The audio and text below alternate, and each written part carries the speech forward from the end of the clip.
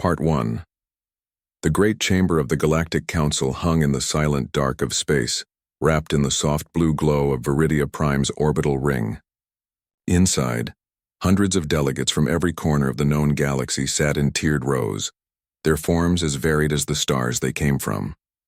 Some had smooth, chitinous skin that shimmered under the lights. Others floated in nutrient-filled pods, their thoughts transmitted through gentle pulses of color. A few wore heavy breathing masks, their homeworlds long lost to time but their voices still sharp with pride. All of them watched as the newest observer took her seat near the back. Lena Hayes, the lone representative of Earth. She adjusted the simple gray tunic she wore, the only uniform Earth could afford for such an occasion. Around her, delegates whispered in languages that twisted like smoke or hummed like distant engines. None of them spoke to her. None even looked her way for long. To them, Earth was a joke, a wet green rock that had only just learned to leave its cradle. Its people still breathed unfiltered air, still walked on dirt, still fought over patches of land like animals. The fact that they had somehow built a ship capable of reaching Viridia Prime was seen not as progress, but as luck. Lena kept her eyes forward. She had trained for this moment for years, fluent in 3 alien dialects, versed in galactic law, and carrying the hopes of billions in her chest. She refused to let their stares break her, but it was hard. Every time a Virelian delegate passed by, their tall, silver-scaled bodies brushing close on purpose, she felt the weight of their contempt. Once, one of them dropped a data chip near her feet and said, loud enough for others to hear, "Here, mud dweller. Maybe your kind can learn to read this before your son swallows you." She said nothing. She picked up the chip and placed it on the nearest console. Her hands didn't shake. The session began with the usual reports. Trade routes adjusted, border disputes settled, new species granted provisional status. Then came the item that made Lena's stomach tighten.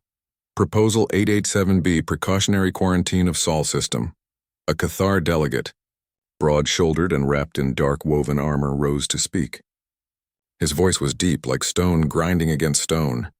For too long we have allowed emotional, unstable species to wander into civilized space. Earth is a prime example. Their history is soaked in blood. They wage war over beliefs, over land, over words. They poison their own oceans and burn their own forests. They are not ready for the responsibilities of interstellar society. Murmurs of agreement rippled through the chamber. A few delegates nodded. Others tapped their consoles, already drafting support statements. Lena stood. "With respect," she said, her voice calm but firm, "Earth has changed. We've united under a single global council. We've ended fossil fuel use. We've healed our atmosphere. And we reached here not by stealing technology, but by building it ourselves." The Virelian delegate who had mocked her earlier laughed, a dry, clicking sound. "You flew here in a patched-together tin can powered by stolen schematics. Do not pretend your species is anything but a child playing with tools it does not understand." Lena opened her mouth to respond, but the council speaker, an ancient being with translucent skin and eyes like twin moons, raised a hand. "The floor is closed. We vote." One by one, the delegates cast their votes. Green lights blinked on for approval. Red for objection. Lena watched, heart pounding, as green after green lit up the chamber. Not a single red appeared, not one. Even the smaller, newer species, those who had once been dismissed like Earth, voted yes, eager to prove their loyalty to the old powers. The speaker announced the result in a toneless voice. Proposal 887B passes unanimously. Sol system is hereby placed under precautionary quarantine. No Earth vessel may leave its system without council permission. No alien ship may enter without inspection. This decision is final. The chamber buzzed with satisfaction. Some delegates turned away already, their interest in Earth gone as quickly as it had come. Lena stood frozen for a moment, then slowly sat back down. Her hands were cold, her throat tight. She returned to her small quarters aboard the Earth observation pod, a cramped module tethered to the station's outer rim. Through the window she could see the blue-green curve of distant star maps, but not her own world. Not home. She activated the secure comms channel and waited for the encryption to lock. When the screen flickered to life, President Daniel Cole appeared. He was older now, his hair more gray than black, but his eyes were sharp. Behind him, flags of every nation hung in silent unity. "They did it," Lena said. No greeting. No preamble. Just the truth. Cole exhaled slowly. I know. They called us animals, children, dangerous, and what did you say? I said we've changed. That we're ready, he nodded. And they didn't listen. No. A long silence stretched between them, filled only by the hum of the station's life support. Then we show them, Cole said finally. Not with words. With action, Lena frowned. Project Titan isn't ready. Not even close. It will be, he said. It has to be. She looked down at her hands. They were no longer cold. They were steady. Back on Earth, in hidden labs beneath the deserts of Nevada, the ice fields of Antarctica, and the jungles of Borneo, scientists and engineers received the same message. Marcus Boone, his sleeves rolled up and eyes bloodshot from weeks without sleep, stared at the quarantine order on his screen and slammed his fist on the table. They think we're weak, he muttered. Let them keep thinking that. Dr. Elena Ruiz, standing beside a humming prototype core that pulsed with stolen alien energy, adjusted her glasses and smiled faintly. They have no idea what we've built. In shipyards buried under mountains, massive frames began to move. In orbital docks cloaked by stealth fields, hulls took shape. Earth did not panic. It did not beg. It prepared. Lena stayed at the window for a long time, watching the stars. She thought of her niece in Chicago, who wanted to be an astrophysicist. She thought of the farmers in Kenya, who shared their last water during the droughts. She thought of the poets, the teachers, the builders, the dreamers. Earth was messy, flawed, but it was also fierce. And it remembered the Galactic Council had made a mistake. They had assumed that because humanity had once been savage, it would always be.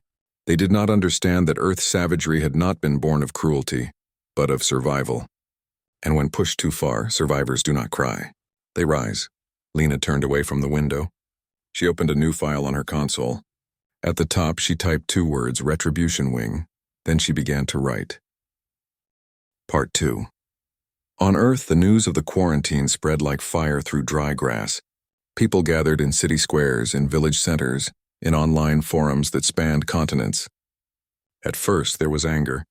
Then came silence. Not the silence of defeat, but the quiet of a storm gathering strength. Governments did not argue. Militaries did not panic. Instead, every nation turned inward, not to hide, but to build. Deep beneath the Nevada desert, inside a facility known only as Site Theta, Marcus Boone stood before a massive screen showing the skeletal frame of a new kind of ship. Wires snaked across the floor like roots. Engineers moved with purpose, their voices low, their eyes sharp. Marcus hadn't slept in 36 hours, but he didn't need to. The energy in the room was enough. Run the core test again, he said, rubbing his stubble. I want to see if the resonance field holds at 90% output. Across the planet, in a lab carved into the Antarctic ice, Dr. Elena Ruiz watched as a sphere of blue light hovered above a metal platform. It pulsed gently like a heartbeat. This was the heart of Earth's new power system, a hybrid fusion quantum core, built from human theory and alien materials recovered decades ago from a crashed scout ship in Siberia. The ship had been small, almost forgotten, but its tech was unlike anything Earth had seen. For years, scientists studied it in secret, not to copy but to understand, and then to improve. Elena tapped a command into her console. The sphere brightened. Stable, she whispered. It's stable. Meanwhile, in orbit above the Pacific, hidden inside a cloud of space debris, the first hull of the Retribution Wing took shape. No one outside the project knew it existed. Not even most world leaders. Only a handful of trusted minds, chosen for skill, not rank, had access. Captain Jordan Pike, once a test pilot for the Joint Aerospace Program, now oversaw final assembly. He floated in zero gravity, running a hand along the smooth black surface of the lead vessel, the Aegis. She's beautiful, he murmured. And she's angry. Back on the ground, President Daniel Cole addressed a closed session of the Unified Earth Council. The room was dim, the air thick with tension. The galaxy thinks we're weak, he said, standing at the center of the circular table. They think we'll accept their rules, stay in our corner, and be grateful for scraps. But we are not scraps. We are the fire that forged itself in ice ages, plagues, and wars, and now we forge something new. No one argued. No one hesitated. Every nation agreed to pool resources, materials, knowledge, labor. Factories that once made cars now shaped armor plating. Universities became design hubs. Even artists contributed, helping to craft interfaces that felt human, not cold like alien machines. Earth did not build weapons of destruction. It built tools of truth. Lena Hayes returned from Viridia Prime not as a defeated diplomat, but as a strategist. She brought with her data, tiny fragments of council communications, energy signatures, defense patterns. She handed them to Marcus, who fed them into simulation engines. "They rely on predictability," he said one night, pointing to a hologram of Viridia Prime's shield grid. "Their systems assume no one would dare attack the heart of the council. That's our opening." Elena joined him, her eyes scanning the rotating image. "If we can slip through their blind spots just for a few seconds, we can disable their grid without firing a single shot." Jordan listened from the doorway. "No killing. Just proof." "Exactly," Lena said. "We don't want to rule them. We want them to see us." Months passed. The project moved faster than anyone thought possible. Not because of magic, but because of unity. For the first time in history, Earth worked as one. Not as Americans, Chinese, Nigerians, or Brazilians, but as humans.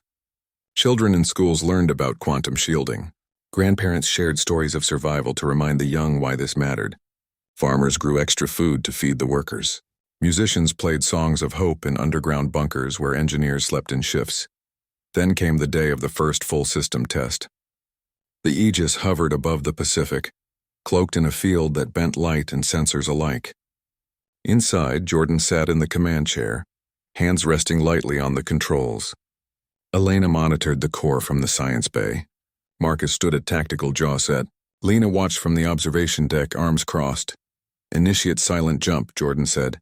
The stars outside blurred. For a heartbeat, the ship vanished from Earth's sensors. Then it reappeared over the moon, perfectly stable. Silence filled the bridge. Then cheers, quiet, controlled, but real. "It works," Marcus said, voice rough. Elena smiled. "Not just works. It's better than theirs. They ran more tests. Faster than light travel, refined to near-instant jumps. Shields that adapted to incoming fire. Weapons that didn't explode planets but disrupted energy fields, leaving cities intact but powerless. It was precision, not punishment. As the fleet grew, 10 ships, then 20, then 50, Earth prepared not for war, but for truth. Each vessel carried no bombs, no missiles, only data, only proof. And one message: we are here, and we are not what you thought. Lena recorded a final briefing for the crew. "They will call us savages," she said, looking into the camera. "But savagery isn't violence. Savagery is refusing to learn, refusing to grow. We have done both, and now we go not to destroy but to show them what they missed." On the day the Retribution Wing launched, no fanfare filled the skies. No crowds waved. The ships rose silently from hidden pads, vanishing into the clouds before radar could catch them. From space, Earth looked calm, peaceful. But beneath that calm was a current of steel. In his office, President Cole watched the launch feed. He didn't smile. He didn't cry. He simply nodded, as if saying goodbye to an old fear. Far above, Jordan guided the Aegis into deep space. Behind him, the fleet followed like shadows. Their course was set, their purpose clear. The galaxy had laughed at Earth, called it primitive, dangerous, unworthy. Soon, they would learn that the most dangerous thing in the universe is not a weapon, but an idea whose time has come. And Earth's idea was simple: respect must be earned, not given. And if it is denied, it will be taken back, not with screams, but with silence so loud it shakes stars. The ships disappeared into the void, leaving only the whisper of engines and the memory of a planet that refused to stay quiet. Part 3. Space around Viridia Prime was never truly empty. Patrol drones hummed along fixed routes. Sensor buoys blinked in silent rhythm. Trade ships drifted in orderly lanes. Their cargo manifests scanned a dozen times before docking. The Council prided itself on control, on peace kept not by trust but by perfect surveillance.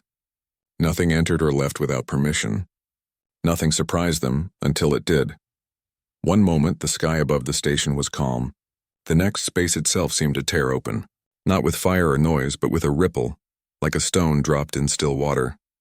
From that ripple emerged 50 ships, sleek, black, silent.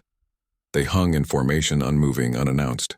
No transponder signals, no hails, just presence alarms blared across Viridia Prime. Defense officers scrambled. Shield generators surged to full power. Fighter squadrons launched from hidden bays, engines screaming as they raced toward the intruders. The Varelian commander on duty barked orders into his comm, his silver scales flashing under emergency lights. Identify yourselves or be destroyed. No answer came. Then, without warning, every fighter's systems went dark. Not damaged, just off. Like someone had flipped a switch. The ships drifted powerless as their pilots shouted into dead comms. At the same time, the station's main power grid flickered. Lights dimmed. Life support stuttered. Security doors locked shut. Yet no explosions echoed. No hull breaches opened. It was as if an invisible hand had simply reached in and turned everything off, except the air, the gravity, and the fear. In the council chamber, chaos erupted. Delegates shouted, some rising to their feet, others retreating behind personal shields. The speaker called for calm, but his voice was lost in the panic. Only one person remained still, Lena Hayes. She stood near the back, dressed not in her gray observer tunic but in a dark uniform with a silver Earth insignia on the shoulder. Her face was calm, her eyes steady. A voice filled the chamber, not from speakers but from every device at once, clear and calm. This is Captain Jordan Pike of the Terran vessel Aegis. We request an emergency session of the Galactic Council. The Varelian delegate, his pride wounded, stepped forward. You dare invade this sacred space? You will be erased from history. Before anyone could react, a hologram bloomed in the center of the room. It showed real-time feeds from 7 major shipyards across the galaxy. Cathar Orbital Forge, Varelian Dry Dock Theta, the Helios Assembly Ring, and more. In every image, massive construction platforms sat motionless. Energy cores glowed faintly, then went dark. Workers stood frozen, confused, unharmed. Each yard was offline, not destroyed, just disabled. Jordan's voice returned, quieter now. We could have shattered those cores, turned your shipyards into dust, but we chose not to. We are not here to kill, we are here to speak. Silence fell. Heavy. Thick. The kind that comes when arrogance meets something it cannot explain. Lena walked forward. No one stopped her. The guards at the chamber entrance stood frozen, their weapons useless. She reached the central podium and activated the console. I am Lena Hayes, representative of Earth, and I bring proof. She tapped a command. New images appeared. Old surveillance logs, encrypted data streams, hidden transmissions. One showed a Varelian probe buried in the Amazon rainforest in 2038, leaking nanites that disrupted early fusion experiments. Another revealed Cathar agents posing as aid workers during the Jakarta floods, spreading false rumors to deepen political divides. A third showed the very FTL schematics the Council had generously shared with Earth, embedded with code that limited jump range and caused slow system decay. Gasps filled the room. Some delegates leaned closer, others looked away, ashamed. These are not accusations, Lena said. These are facts. For centuries you watched us. You shaped us. You kept us weak so you could feel strong. You called us savages while you played gods in the dark. The Cathar ambassador, a broad figure in dark armor, stood slowly. Even if this is true, Earth had no right to strike first. We did not strike, Lena replied. We showed restraint. While you built walls, we built bridges. While you hoarded knowledge, we shared it among ourselves. And when you gave us broken tools, we fixed them and made them better. As if on cue, Marcus Boone's voice came through the comm, calm and sharp. Your shield grid runs on harmonic resonance at frequency 7.3 terahertz. We bypassed it using a counterphase pulse derived from your own design flaws. You taught us how to beat you. You just didn't think we'd learn. Murmurs spread. The Varelian delegate tried to speak, but his words faltered. He had no answer. Then Commander Maya Ellis, standing beside Jordan on the Aegis bridge, transmitted a final feed. It showed Earth, live. Cities lit by clean energy. Forests regrown. Oceans clear. Children in classrooms learning alien languages not to conquer but to understand. This is who we are, Maya said. Not perfect, but trying, always trying. The speaker finally found his voice. What do you want? Lena looked at him, not with anger, but with quiet strength. We want what you denied us. A seat at this table. Not as beggars. Not as threats. As equals, she paused, then added, and if you say no, we will leave. But we will take every shipyard offline for good. Not to hurt you. To prove we can. And next time we won't ask. The chamber was utterly still. Even the air seemed to hold its breath. Outside, the retribution wing remained motionless against the stars. No weapons charged. No engines flared. just waiting. For the first time in its long history, the Galactic Council had no protocol for this. No rule book. No precedent. They faced not an enemy but a mirror, and in it they saw their own fear. Lena stepped back from the podium. She didn't gloat. She didn't smile. She simply stood, a woman from a mud-dwelling world, holding the fate of galactic order in her silence. And the silence spoke louder than any weapon ever could. Part 4. 3 days passed in tense quiet. The Retribution Wing stayed in orbit unmoving, its ships dark against the stars. Viridia Prime systems remained partially offline, not as punishment but as a reminder. Inside the station, the Council did not meet. Delegates spoke in hushed tones in corridors, in private chambers, in encrypted calls to their homeworlds. Some demanded immediate retaliation, others argued for negotiation. A few, for the first time, asked a simple question: what if Earth is right? Lena Hayes stayed aboard the Aegis, not as a prisoner but by choice. She spent her time reviewing data, speaking with Jordan and Maya, and watching Earth's live feeds. She saw schools in Nairobi teaching quantum physics using open-source Terran modules. She saw engineers in Mumbai sharing shield designs with villages in Peru. Earth was not waiting for permission to help others. It never had. On the fourth morning, the speaker sent a message. The Council reconvenes at noon. Earth is invited to present its full case. Lena accepted. When she entered the chamber, the atmosphere had changed. The usual arrogance was gone, replaced by something unfamiliar. Uncertainty. The Varelian delegate sat with his arms crossed, but his eyes kept flicking to the hologram projectors. The Cathar ambassador stood near the back, his armor duller than before. Even the smaller species, those who had once voted with the powerful, now watched Lena with something close to hope. She walked to the center without fanfare. Behind her came Dr. Elena Ruiz and Marcus Boone, both in simple uniforms, both carrying data slates. No guards followed them. No threats were made. Just 3 humans, standing where they had once been told they did not belong. Lena began not with anger, but with history. She showed how Earth's wars had not been born of greed alone, but of scarcity, fear, and lies, many of them seeded by outside hands. She played audio recovered from a Varelian deep space relay instructions to maintain human division through cultural friction. She displayed logs from a Cathar research outpost that had tested mind-altering frequencies on Earth's broadcast signals during the 2060s. Then Elena stepped forward. Her voice was soft but clear. You gave us FTL schematics with hidden flaws. You thought we'd never notice, but we did, and we fixed them. She activated a new display. It showed side-by-side comparisons. The original Council design versus Earth's version. The Terran model used 40% less energy, jumped 30% farther, and healed microfractures in real time using bioreactive alloys grown from engineered microbes. We didn't just copy, she said. We evolved, Marcus followed. He pointed to a rotating image of the Aegis. Your ships rely on rigid systems. Ours adapt. When your shields fail, they collapse. Ours shift frequency, reroute power, learn from the attack. Why? Because on Earth, if your shelter fails in a storm, you don't wait for help. You rebuild with what you have. That's not savagery. That's survival. A young delegate from the Zira Collective, a species known for its pacifism, raised a trembling hand. Why share this with us now? Why not keep it secret and grow stronger alone? Lena looked at her. Because strength without purpose is just noise. We don't want to rule the galaxy. We want to join it as partners, not subjects. The Varelian delegate finally spoke, his voice lower than before. Even if your claims are true, your methods were extreme. You disabled our defenses. You humiliated us. No, Lena said gently. You humiliated yourselves the day you decided some lives mattered less than others. We only showed you the mirror. Silence returned. But this time it was thoughtful, not fearful. Then the Cathar ambassador stepped forward.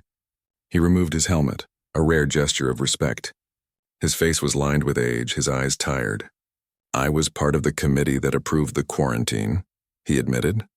I believed Earth was unstable, dangerous, but seeing your ships, your restraint, your science. I was wrong. A murmur rose, not of protest, but of surprise. An elder of the Cathar admitting error was almost unheard of. Lena nodded. Being wrong isn't weakness. Refusing to change is, the speaker stood. What do you ask of us now? 3 things, Lena said. First, lift the quarantine on Sol system. Second, Declassify all records of interference in Earth's development. Third, allow Earth to form the Terran Concord, a new alliance for emerging worlds with full access to shared knowledge, fair trade, and mutual defense. Gasps rippled through the room. The Terran Concord would challenge the Council's monopoly on power. But after what they had seen, no one could call it unreasonable. The Varelian delegate opened his mouth, then closed it. He looked at the hologram of Earth's shipyards, clean, efficient, open to all. He thought of his own people hoarding tech like treasure. For the first time, he wondered if they had been the savages all along. The vote was called. Not by show of lights this time, but by voice. One by one, species declared their choice. The Zira Collective voted yes. The Helios Enclave, yes. Even the Cathar, after a long pause, said yes. The Varelians abstained. It was enough. As the decision was recorded, Lena did not cheer. She simply turned to Elena and Marcus and gave a small nod. They had done it, not with fire, but with truth. Later, aboard the Aegis, Jordan stood at the viewport, watching Viridia Prime glow below. "They'll watch us now," he said.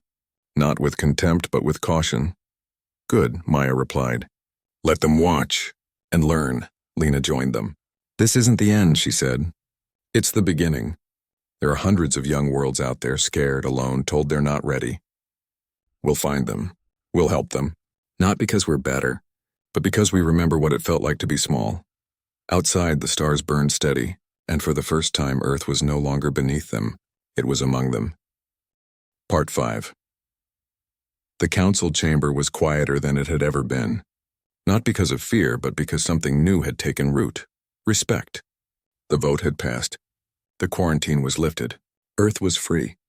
But when the speaker offered full council membership with veto power, Lena Hayes did not accept. She stood before the gathered delegates, her voice calm, her posture straight, and said, "We do not seek a seat at your table. We will build our own." A ripple moved through the room, not of anger but of understanding. The old order had been shaken, not broken, and from the cracks, something fresh was growing.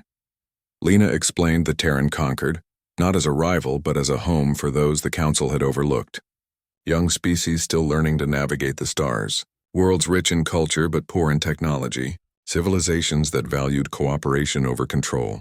Earth would share its hybrid fusion cores, its adaptive shields, its medical nanites, not for profit but for partnership. No strings, no spies, just trust earned through action. The Zira delegate was the first to join. Then came the Helios Enclave, followed by 3 smaller systems from the Outer Rim. Within a week, 12 species had signed the founding charter. They would meet not on a station built for power, but on a neutral moon near Earth's system, chosen for its simplicity, its peace, its view of a blue-green world that had refused to stay silent. As the Retribution Wing prepared to leave Viridia Prime, it did not vanish in a flash of defiance. It departed slowly with dignity. Before jumping to FTL, the Aegis released a data burst, not encrypted, not hidden. Inside were schematics for clean energy reactors, water purifiers, and atmospheric stabilizers. Any world could download them. Any engineer could build them. Earth was giving away its greatest tools, not as charity, but as an invitation. On Earth, people watched the news with quiet pride. Children in classrooms studied the faces of new alien friends. Farmers in Iowa shared crop rotation techniques with soil scientists from the Zira homeworld. In Mumbai, engineers helped Cathar technicians retrofit old power grids using Terran designs. The galaxy was changing, not through conquest but through connection. President Daniel Cole stood on the roof of the Unity Tower in Geneva, looking up at the night sky. He did not speak. He just smiled. For the first time in centuries, Earth was not defending itself. It was reaching out. Aboard the Aegis, Jordan Pike guided the ship toward home.